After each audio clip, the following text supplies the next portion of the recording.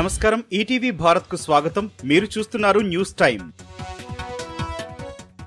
జగన్ రాయలసీమకు ఒక్క పనైనా చేశారా? కర్నూలు ప్రజాగలంలో చంద్రబాబు ప్రజలకు 10 రూపాయలిచ్చి వైసీపీ నేతలు 1000 రూపాయలు దోచుకున్నారని మండిపాటు. అధికారంలోకి వచ్చాక ఏటా 4 లక్షల చొప్పున 20 లక్షల ఉద్యోగాలిస్తామన్న బాబు.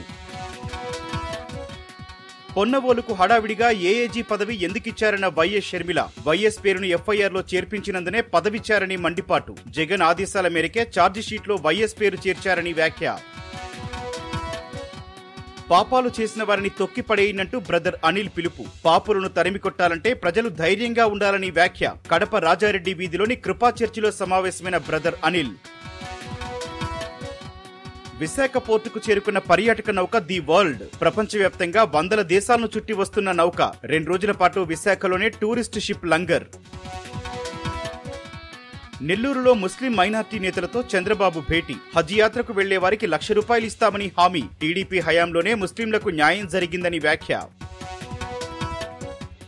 రిజర్వేషన్లపై కాంగ్రెస్ వ్యాఖ్యలను ఖండించిన మోహన్ భగవత్. రిజర్వేషన్లకు ఆర్ఎస్ఎస్ ఎప్పుడూ వ్యతిరేకం కాదని స్పష్టం. ఎన్నికల వేళ తమపై అసత్య ప్రచారాలు చేస్తున్నారని ఆవేదన. ఎన్నికల ప్రచారంలో బిజీగా ప్రధానమంత్రి. కర్ణాటకలో కాంగ్రెస్ పై నిప్పులు చెరిగిన మోదీ. బెంగళూరు కేఫ్లో పేలింది బాంబు కాదు, కాంగ్రెస్ మైండ్ అని ఎద్దేవా.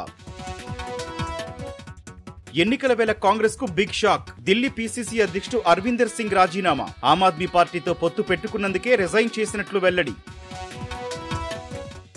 దక్షిణ చైనాలో విధ్వంసం సృష్టించిన టోర్నడో. సుడిగాలి ధాటికి 5 మృతి, 33 మందికి గాయాలు, 140 ఫ్యాక్టరీలు దెబ్బతిన్నట్లు స్థానిక మీడియా వెల్లడి.